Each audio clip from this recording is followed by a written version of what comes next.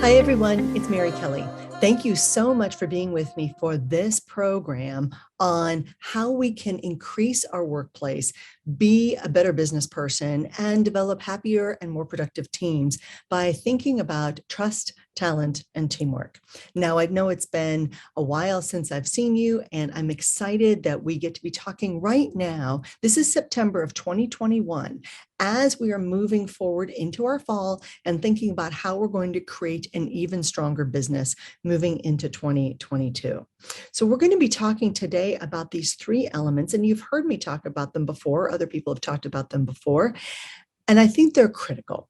The elements of trust, talent, and teamwork, making a happier and more productive workplace in every workplace, because we've got to make sure that we've got these three elements so that people understand that we know what they're thinking about. We are cultivating a workplace that makes people feel as though they're part of a bigger purpose. And we're doing all of this in order to help all of our people, our employees, our customers, our clients, and of course, our community. So why are some businesses more successful than others? Well, certainly there are economic factors that go into this, but the businesses that are doing well are paying attention to what their people are thinking about and worrying about today. Now, some people are worried about a variety of things. Top of the list, still COVID-19 and what this looks like. In the COVID-19 paper, COVID-19 and the Future of American Business, that I wrote with Mark Hunter, Meredith Elliott Powell, and Sam Richter, we identify the 6 buckets of opportunity that we see moving forward.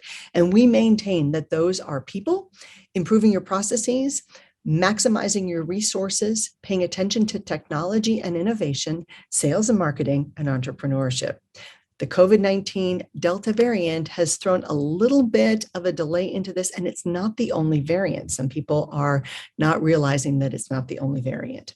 Now, some people are also worried about cybersecurity, about hacking. We know that when economic factors cause more stress, crime goes up. There's more hacking. People try to hack into people's bank accounts. They steal their credit cards. They steal their identity. It's not just the ransomware attacks that you're seeing with big businesses. It is also ransomware attacks on even small businesses. There's people who are getting emails of, send me cyber currency so that I unfreeze your website. And some of them are real. So we've got to be paying attention to everything going on the cyber side and taking the right precautions. And then some people have noticed, and in this picture, the man has 2 fingers, not one. I double checked. Some people are worried about what's being called the Great Resignation. Now, I worry a lot about making sure your teams have the right depth on the bench of knowledge, skills, talents, and abilities. Succession planning is a big part of what makes businesses successful moving forward. And I may have mentioned to you that I wrote the book called Who Comes Next? Leadership Succession Planning Made Easy with Meredith Elliott Powell, and it came out in March of 2020. And that book articulates some of the challenges, but also some of the opportunities we have when developing our succession plan. Because we know that baby boomers are turning 65 in the United States at the rate of about 10,000 a day. So when we see the statistics on the Great Resignation, it looks a little discouraging that 2.7 to 3 million people have perhaps left the workforce permanently. Except it shouldn't discourage us, because if we look at those numbers, it kind of makes sense. Some of the baby boomers decided, hey, maybe it's time to retire. And that opens up new opportunities for the Gen Xers and the millennials and the Gen Zers coming after them. So when we look at this, what are some of the factors, of course, leading to people making that retirement decision? Well, in many cases, it is their bank account. It is what their savings look like. They've looked, as I said, at their SEP plans, their IRAs, their 401ks, and they've looked at their retirements and they've said, you know what, I can afford to retire, and now is the time. So in case you were wondering, here are the median amounts and the averages. So again, the median is the middle. The average is all of it put together. So again, the The extremes on both sides kind of skew the data. The median is the center, but the average is probably where a lot of you should be looking to see if you are aligned with what the averages look like. Now, let's think about what your people are thinking about in terms of their own world. Anytime there's any crisis, challenge, or change, people get very myopic. They worry about the things that most affect them. And that makes a lot of sense. For example, we've all got the stress buckets. In the normal stress bucket, we've got our normal life issues. We've got maybe work and sales and deadlines. Maybe we've got families, partners, siblings, kids, parents to deal with. Maybe we're worried about our normal community events, volunteering, maybe a church or a synagogue or whatever. And all of a sudden, lay COVID-19 on top of it and a global pandemic and all of the stresses that come with that. And it's just this overlay of stress. And then add on top of that, maybe homeschooling and working from home and managing remote workforces. All of a sudden, an overlay of stress. And then add on top of that the layers of uncertainty as people are worried. And all of a sudden you see what the symptoms you see are decreased motivation, fear of missing out, that idea of you only live once, is this all there is? And all of a sudden our stress buckets overflow. And what happens when our stress buckets overflow? Our productivity goes down, our happiness goes down. People talk a lot about work-life balance, but I think it's more of a work happiness balance and what that looks like. Because what a lot of people are saying is, Mary, you don't understand. My stress bucket is full. And I'm wondering if this is all there is. And I just feel burned out and stressed out and tired all the time. We understand. So part of that is making sure your happiness bucket gets filled up and is equal to your stress bucket. So for example, what contributes to the happiness bucket is very individual, but common themes are things like your social belonging, your sense of where you are in your community. Having time alone just to breathe, take deep breaths in and out, some time for relaxing and doing whatever it is you like to do that relaxes you and increases your happiness factor. Being healthy. If you're in constant pain, that's exhausting. If you constantly feel ill or you've got an illness that you're contending with or a family member is contending with, that is stressful. So being healthy contributes to the happiness bucket. Feeling appreciated, both at home and at work, contributes to the happiness bucket. Your sense of purpose, having a reason to get up every morning, whether it's family or community or work, or even your dog or your cat or your gerbil or your turtle or your parrot or your ferret, whatever that looks like, having a sense of purpose that others on the planet need you is critical for feeling happy. And then having solid relationships, people you can call, people you can count on, your friends, your family, some spirituality issues, all contribute to the happiness bucket. So we've got to balance these out and make sure that we are understanding the issues that our employees, our customers, and our clients are all dealing with. Folks, we need your leadership now more than ever. Challenging times call for strong leadership. So let's talk about the three elements we're going to talk about today. And let's start with trust. Trust is generally assumed until it is broken, and then it becomes very difficult to regain. For many people, when we did surveys from the book, Why Leaders Fail and the 7 Prescriptions for Leadership Success, we found that one of the 7 critical elements that many leaders struggled with was they inadvertently torpedoed trust on their teams. And they did it in ways that they didn't even realize they were doing it. So sometimes it's small things that make big impacts and not in a good way. Harvard came out with a study that said that 58% of people say that they would trust perfect strangers more than they trust their own boss. That is discouraging, isn't it? So what destroys trust in the workplace? Well, we surveyed this, and we do know that those small issues, even small comments and small actions, can lead to big problems. So the path to failure on the trust side include all kinds of issues, and we taxonomize them all under this umbrella of trust. So some of them today include lying or lying by omission. Employees, customers, clients felt or believed that they were being not told the whole truth. So sometimes in leadership positions, we say, well, I don't want to burden my people with all of these details because I don't want to stress them out, or I don't want them to be worried about this over here when I just want them to focus on their issues. But some people interpret that as, you don't trust me enough to be able to handle the truth. You can't handle the truth. And they want to know the truth. They want to know what's going on. People over and over said, we can handle bad news. What we can't handle is not knowing about the bad news. So for many people, they would rather know more real information than the uncertainty of not having that information. And part of this, of course, is just lacking clear communication. Folks, I get to deal with businesses across the United States and in multiple countries, and lack of communication just seems to be a prevalent issue. And my leaders say, we are telling people all the time what's going on, except it's not getting through. People on the receiving side are not feeling as though they are getting great information. And what this means is we've got to alter the forms and the way we present information to our people. Now, some leaders lost trust with their teams because their people said they disrespect my time.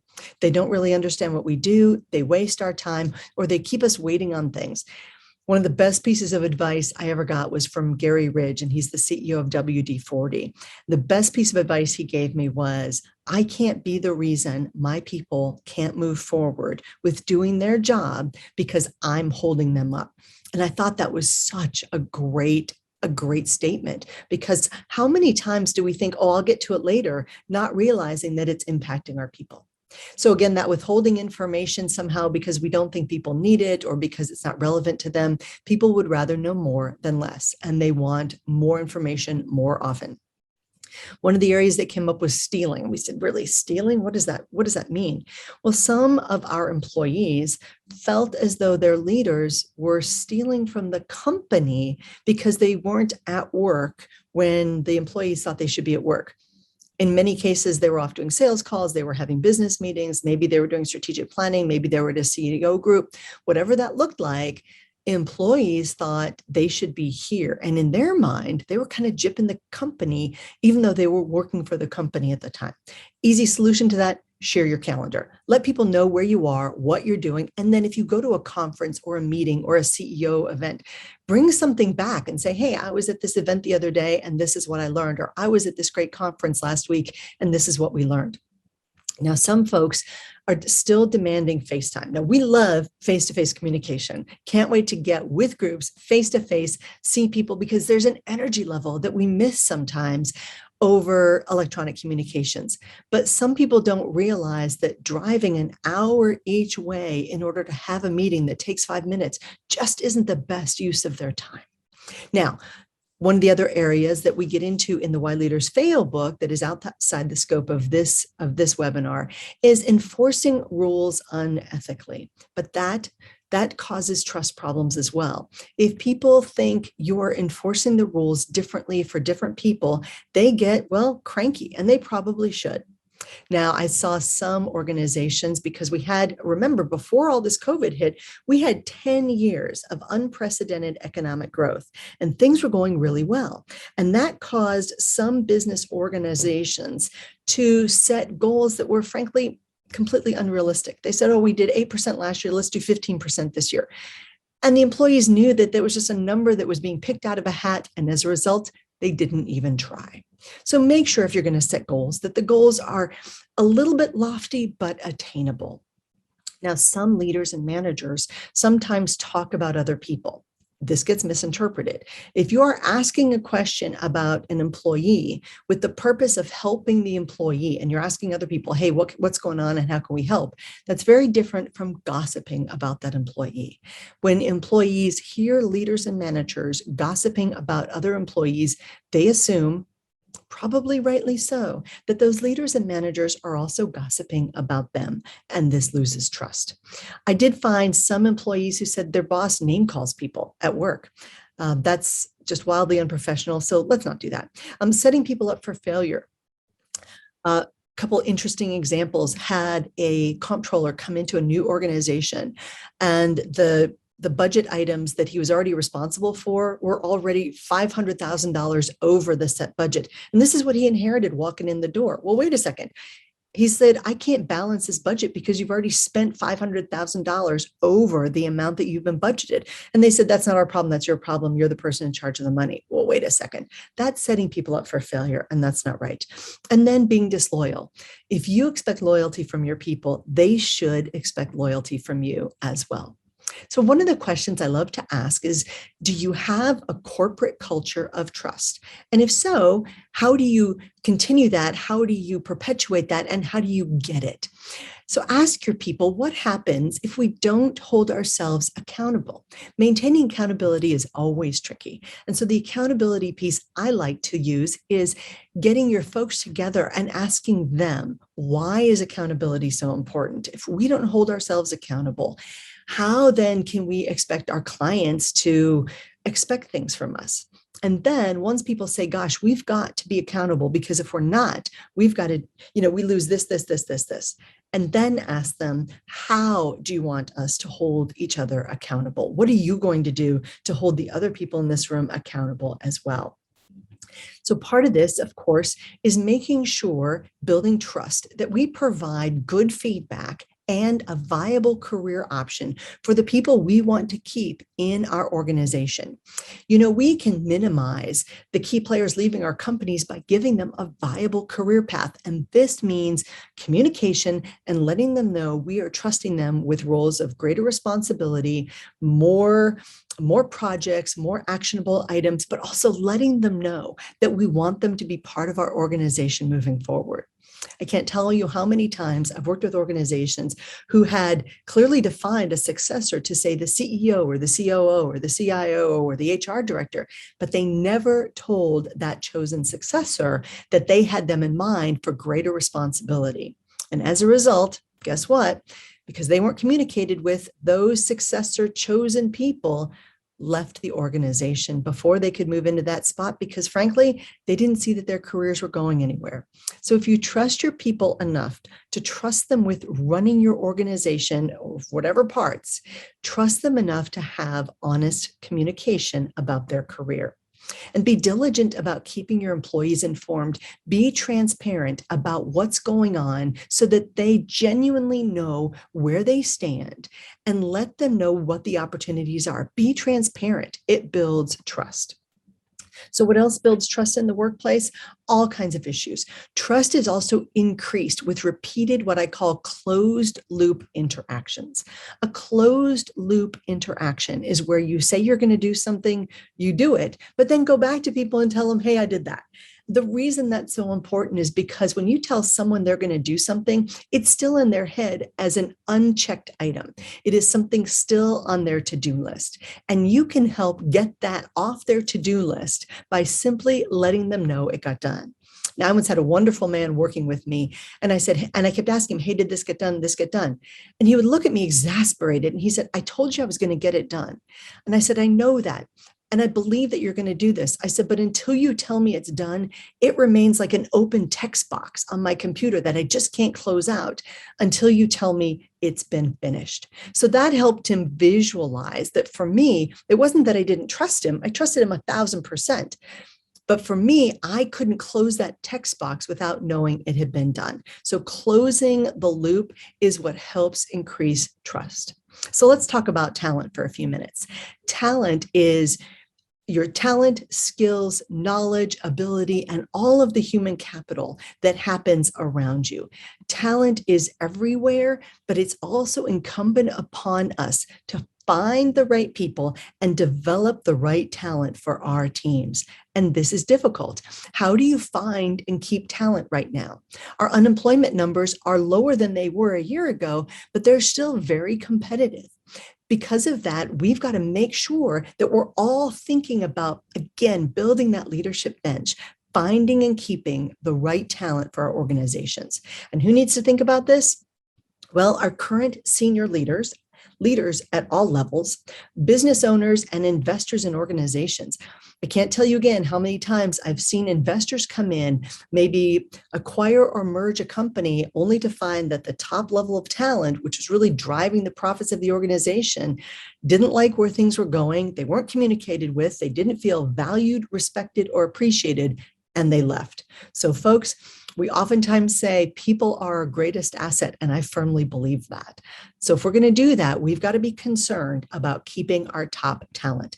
If you're part of a board or your organization has a board, your board members also need to know that finding and keeping talent has to be a priority in the organization.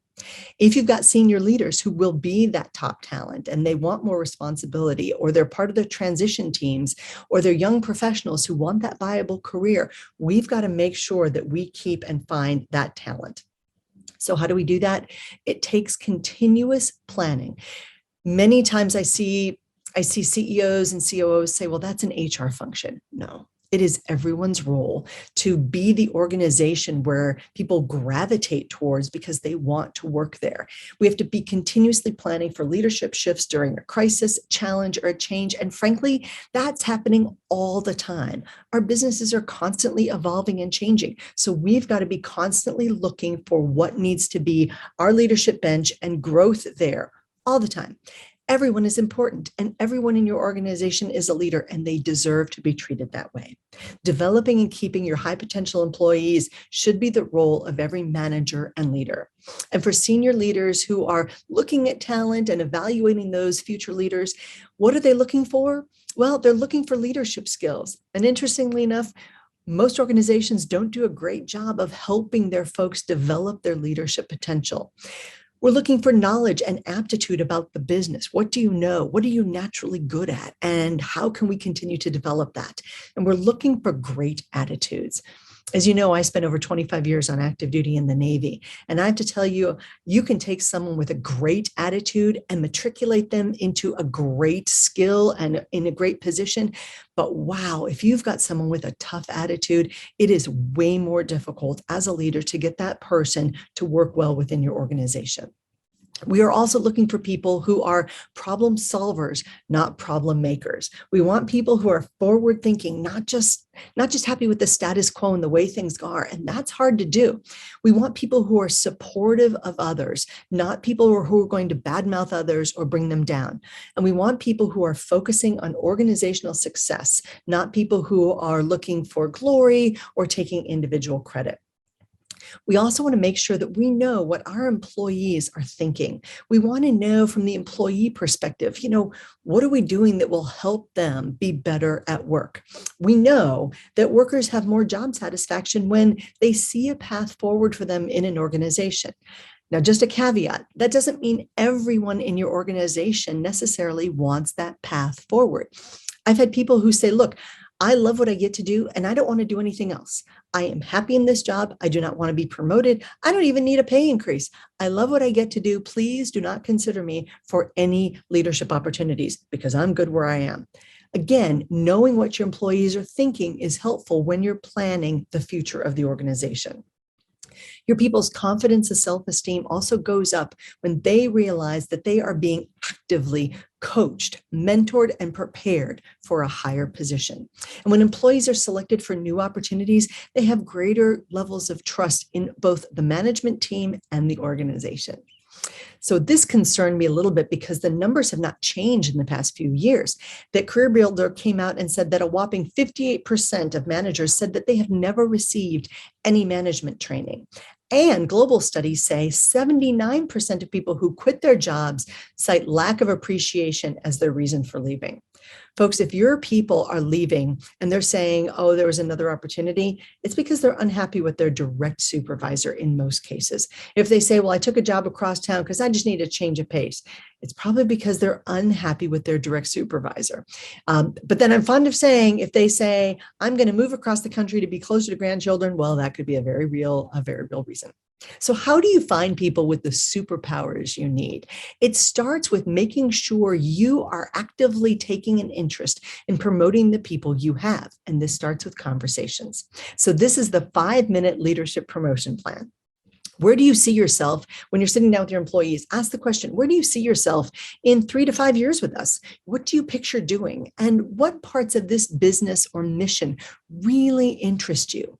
And where are you now in terms of being ready for your next level of responsibility? Are you totally ready now, or excited about getting started, about getting ready, or hopeful? What does that look like to you? And then what current skills do you have that align well with your future desired position? And then what skills do you want to develop to be successful in your future role? And then what's the plan of action we need to be putting together now to develop those critical skills that you're going to need in order to move forward? And if you had 2 extra work hours per week, and I just love this question, if you had 2 extra work hours per week to develop your skills so that you would be better prepared for future opportunities with our organization, what would you do? How would you spend that time? This is such a valuable conversation that you can have with your people, because it really, our job as leaders is to find the superpowers of the people who are working with us, develop those superpowers, and help them move forward. We've got to define those superpowers, find those strengths, and help them see those areas as key strengths that are so valuable for us and the organization. So what are your hiring challenges right now? If you're like a lot of my organizations, you might be experiencing an aging workforce. You might be experiencing a lack of skilled employees. You might be experiencing a lack of education and training with both the people you have and the people you're trying to hire. You might be challenged by a lack of succession planning in your organization. Maybe there's a lack of a work ethic. People just aren't showing up on time and working hard all the time. Maybe there's just a lack of motivation because the stress buckets are too full. Maybe there's less mobility as it's become harder with COVID to travel, and H-2B workers are harder to hire. And maybe there's other challenges with getting people to move to where you need them to be for temporary work. Maybe there's more retirements within your industry and your organization. And maybe you're simply attracting fewer young people because maybe you don't have an active campaign to do so. So these might be some of the challenges you're facing right now. And we've talked about some of the elements that your people are worried about. What do they worry about in terms of the talent area? And what do your employees want from you as an employer? Well, what a lot of people say they want is they want more teamwork in the organization.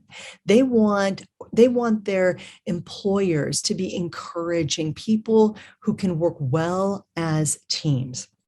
You know, many times we talk about teamwork and we think that we can just throw a bunch of people together in a room or in a workspace or in an organization and just expect them to be able to work together.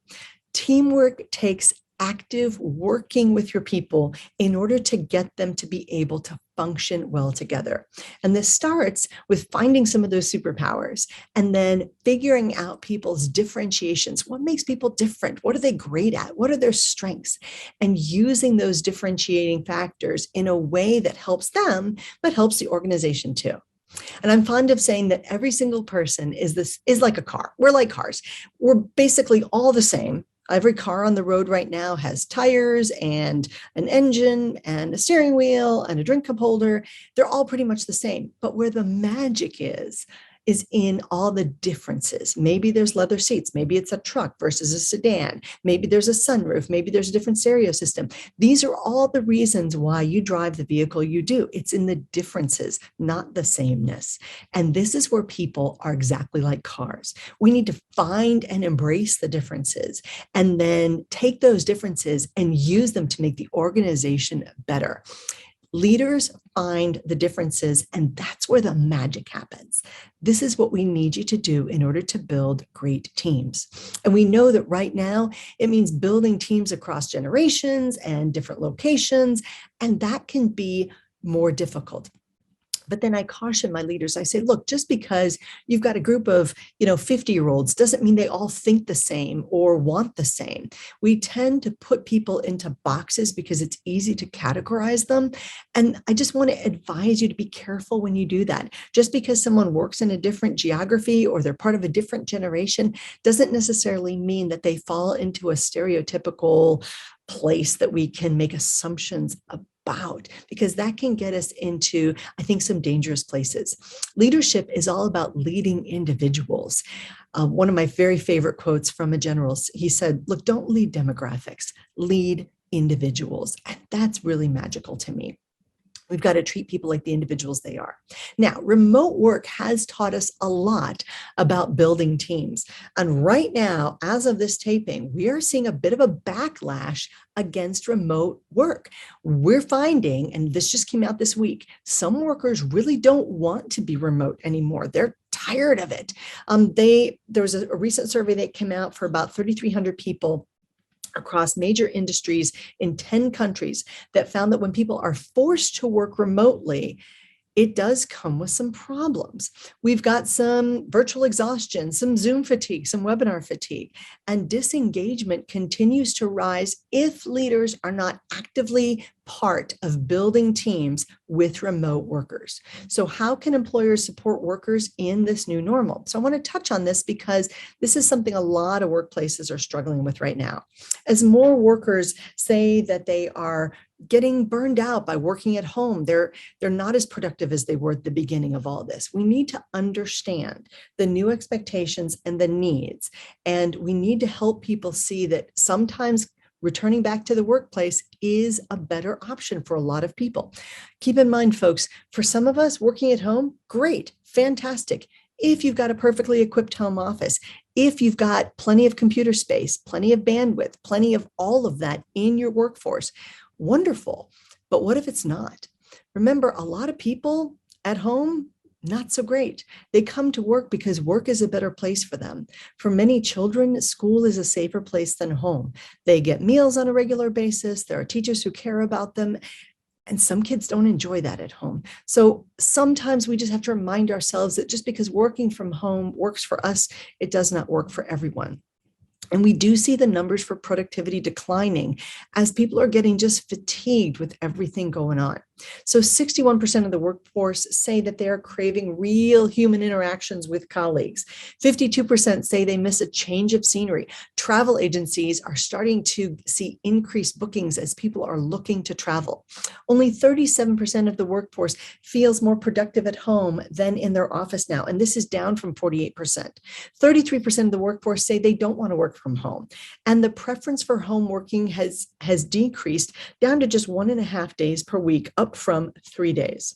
So whether it's having coffee areas or lounge spaces or outdoor areas or innovation labs, employees have said they want more opportunities for socialization to enhance their connections to other people when they do return to the workforce. Now, we know that work at home or in other locations is disproportionately affecting working parents, caregivers, and Gen Zers.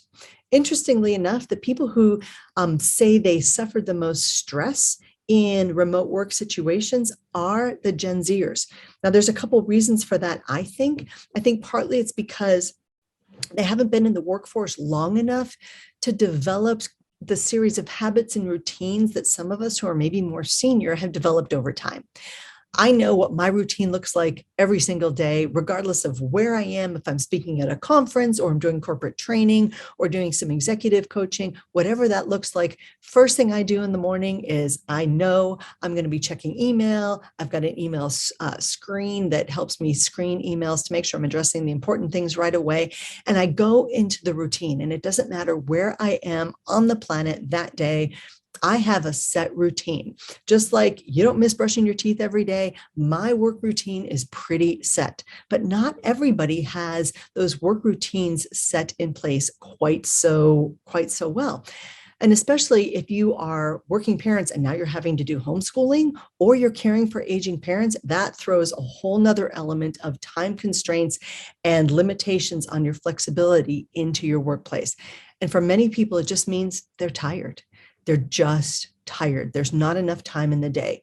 So more than a quarter of those working parents, caregivers, and Gen Zers say we want the possibility, the ability to switch off kind of some of those duties.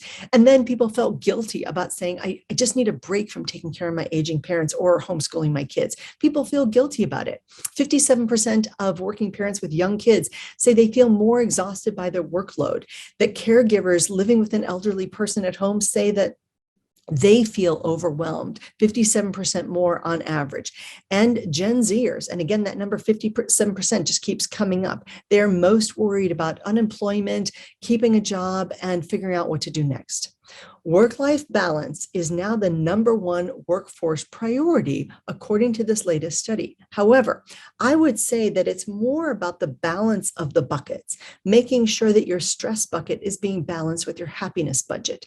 Because it's not, I want to work less. It's because working less doesn't necessarily mean working less. It could be caring for kids and homeschooling and caring for parents or dealing with something else. It means that our happiness bucket also has to be filled at the same time. And that's where I think the balance is.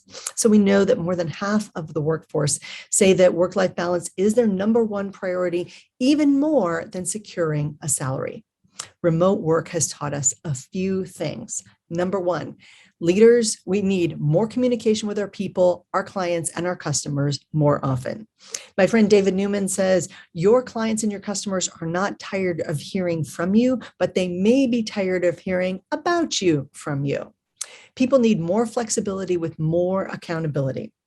People want more appreciation for specific outcomes. They need more decisive leadership from you because in a leadership vacuum, people are confused and uncertain and unproductive.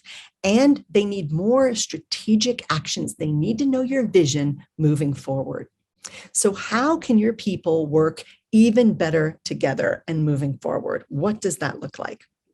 Well, knowing who is on your team, how you're maximizing your relationships with your clients, your employers, your contractors, your suppliers, everybody who makes you successful. How do you maximize those relationships? Well, to have a great team, we know that you need a combination of great leadership, of great communication, and great resources. Great leadership means you've got great teamwork in place. That means your people are understanding each other well and working well together. Now, this doesn't mean they can't disagree. You actually want a certain level of conflict and disagreement in the workplace. You want people to be pushing each other and encouraging others to get better and seeing different possibilities and innovating all the time. And sometimes that means some healthy conflict in the workplace. That should be embraced and cultivated and encouraged. But just because you have conflict in the workplace, just like conflict in your family, it doesn't mean that it causes relationship problems. Great interaction and innovation in the workplace means you are taking that conflict and those disagreements and figuring out a better way forward. And that brings people, or it should, brings people closer together. Now, not every team has a star player. Not every team has that one quarterback that everything pivots around that person. And you may think it's you, but if it is, that's maybe not sustainable. So every team member is important. We don't need a team of quarterbacks. What we need is a team of people who are going to work well together. And that means having the right mix of trust and ambition, which is that career focus, making sure that talent is matriculated, and the leadership that's going to get you there. So how do we create productive collaborationships with teams in the workplace? Well, we know we need a compelling vision and mission moving forward. Now, remember, the mission is what we do. Like we play baseball. Our vision is we're going to the World Series. Whatever that looks like, helping your people clarify what it is they do every single day gives them a sense of purpose, making sure that they know that we're moving forward. We are the preeminent providers of this service in the state of fill in the blank, whatever that looks like. We've got to make sure we are the people who create that vision moving forward and help people clarify what it is we do that makes a difference every single day. Now, this means also establishing clear goals for your people. So remember, many people need help with goals. Goals can sometimes look so lofty and so unattainable that we can't even figure out how to start. One of my friends, Jim Davidson, who's climbed Mount Everest several times, and he's an amazing climber, and he's got a fabulous book on this. I say, how do you do this? And he says, one step at a time. And I think that's such a great point, that every peak of greatness, every struggle started with one step forward.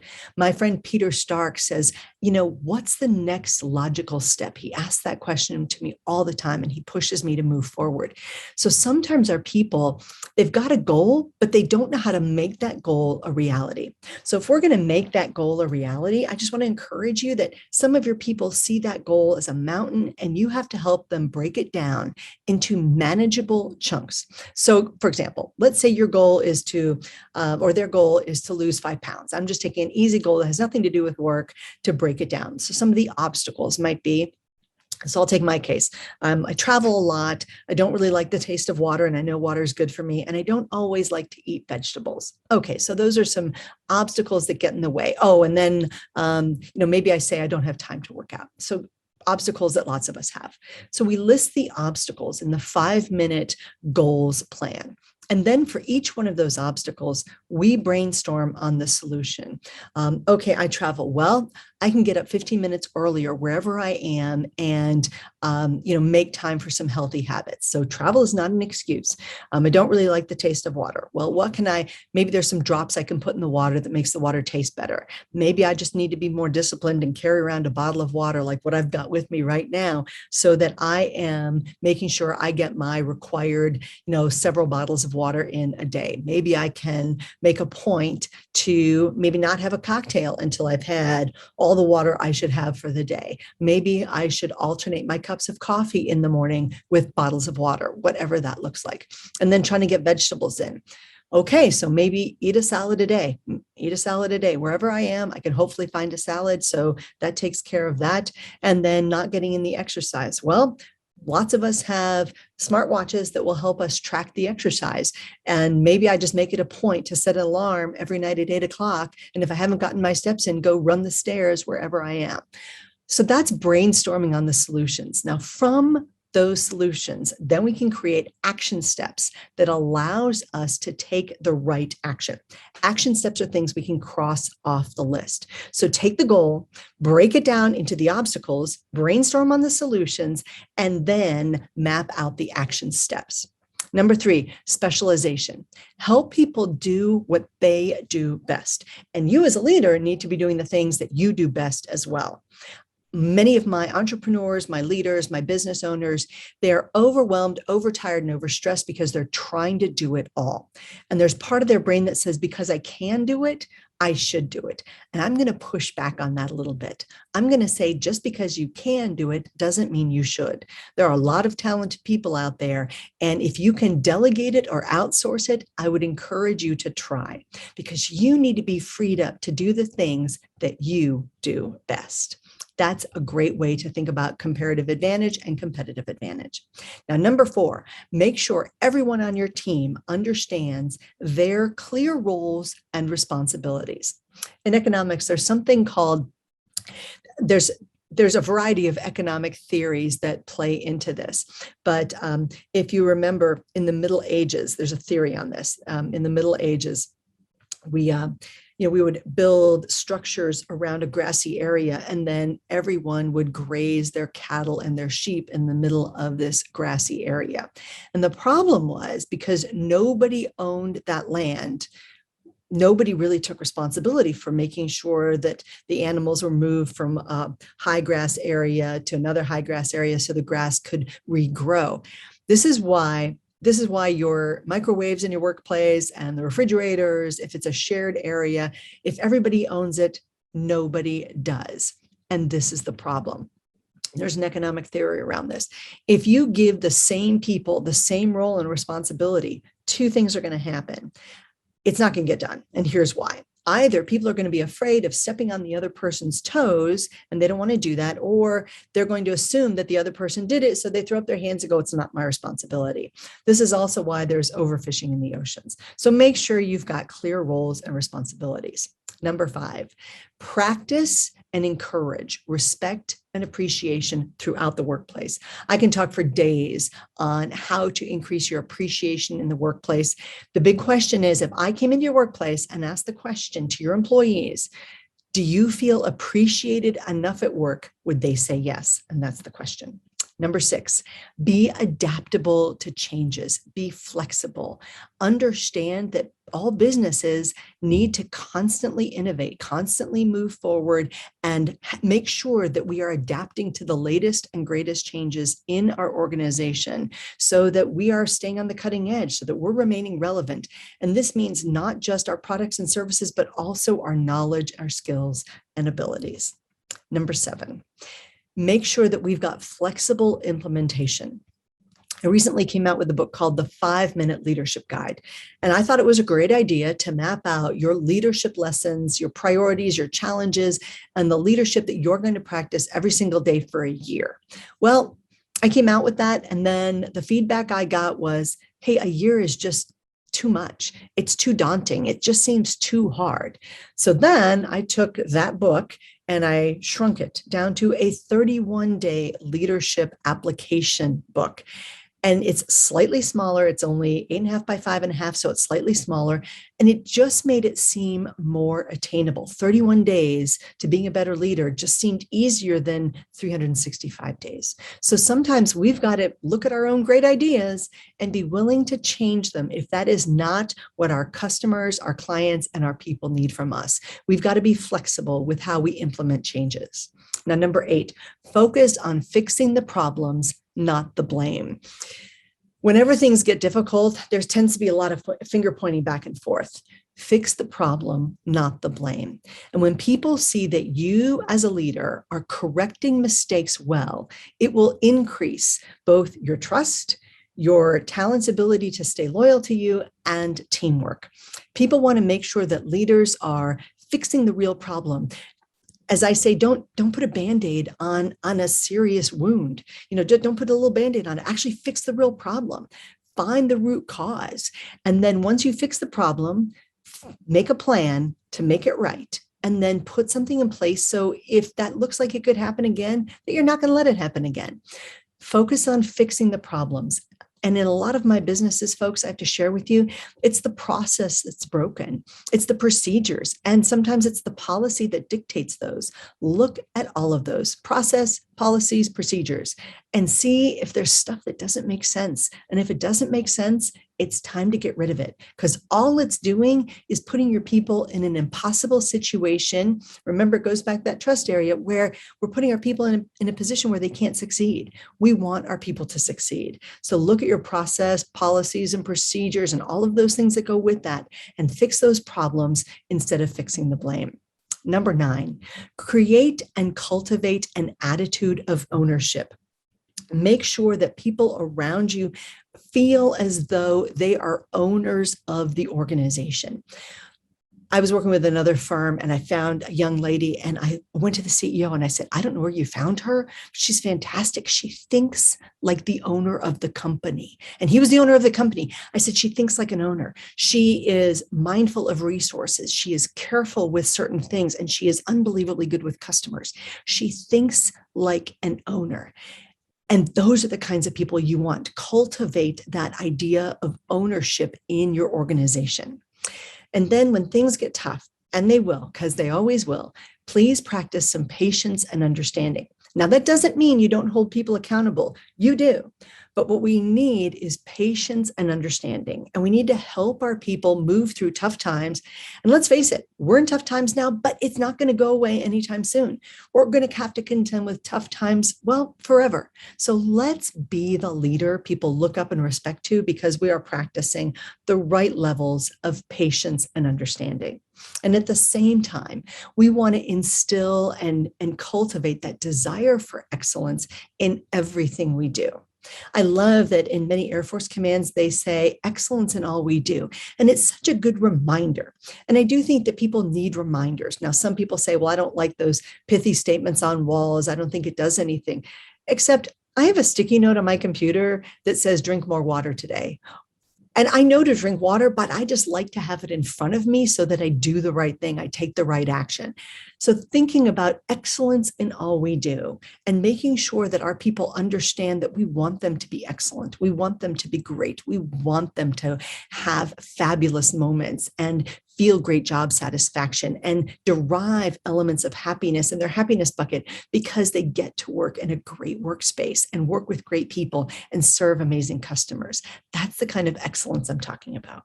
Now, how can we help our people increase their focus regardless of where they're working? So I just want to give you a brain break very quickly and talk about how we improve work focus very quickly, because with all the things going on, sometimes it causes us and our people to lose work focus. So very quickly, some ways to improve focus. Practice focus like it's a skill, because it is. Study came out that said that the average goldfish had the attention span of 8 seconds, while the average human, 5 seconds. Very scary. Practice focus. Help your people focus. When I'm training team members to focus, I use those egg timers, the kind that you turn over and the sand runs through the hourglass. And I say, work on this project for 2 minutes, full focus and attention, ready, set, go. And it trains your brain to focus more fully. Is it hard? Yes, because we've been inundated for years and years and years with all kinds of social media and things on our phone and TV and all kinds of movement. And we're constantly being stimulated in our brain and our activities that we constantly think that we should be entertained. I was just in an elevator and there's TVs in the elevator. So, goodness knows we shouldn't be without some kind of stimulation for 4.5 seconds. It's a little bit crazy. So we've got to practice focus like it's a skill. Keep those goals in mind. Remember, there's the goal. Let's break it down into the obstacles, the solutions, and then form our action plans. We want to set deadlines for all the important to-dos in our world. What do we absolutely have to get done? Set a deadline for them, put it on the calendar, because if it's on your calendar, you're going to get it done. Break those large tasks into smaller ones. And especially, folks, if you've got people who are struggling with big tasks, partly because it's a focus issue, it's an uncertainty issue, it's a productivity issue, and it's a concern issue. When people are stressed out, it's harder for them to see how to break an 8-hour project into 20-minute chunks. So help people out. Help people break those big projects into small ones. Again, the way to climb Mount Everest, one step at a time. Ignoring distractions is a choice. Sometimes I confess I have to get out of my own office, my own house, my own space so that I can focus better. So what do? I take myself down to a local fast food place. I get a soda or a coffee and I just sit at the table without a computer, without Wi-Fi, and I just work on the things that I need to work on. We have to find ways to ignore distractions. And sometimes, let's face it, we've got to remove some of those distractions or find ways to avoid them. And it's challenging. We have to plan for all different kinds of distractions, whether it's light or noise or people or interruptions or a crisis. We have to plan for that. We can't have our entire day so busy and so slammed and so scheduled that we can't react if there are, in fact, crisis situations. Now, you've heard it before that multitasking just erodes focus, and it's probably true. But we're so used to multitasking that we've kind of trained our brain not to focus because of it. Recent study came out that said that it takes 18 minutes for your brain to actually get back on the first task you were doing once you get interrupted. You do that 5 or 6 times a day and you've lost hours. So let's make sure that we are not multitasking if we can possibly avoid it. I'm going to say it, spend less time on social media. That's all I'm going to say. It erodes focus. And then sometimes a distraction, well, in my case, I know it's true. Sometimes the distraction is me. Sometimes I've got all the squirrels running around in my head and I've got all the ideas and I just need to stop and remind myself to focus. So I hope this is helpful for some of the folks on your team. For many of us, we were not taught how to focus. So it's a skill we have to cultivate and learn and help other people develop. Now, part of the 5-minute team building plan is make sure that we are building teamwork in our workplace. We can analyze what's working well in our workplace. We can ask our teams, hey, what is destroying teamwork? And they might tell you. If you're lucky, they will tell you. They will say, hey, when so-and-so said this, or the boss said this, or the manager said this, it made us feel like we were being competitive with each other instead of working together. If you're lucky, they will tell you. And what can I stop doing as a leader or manager that might be harming teamwork on my team?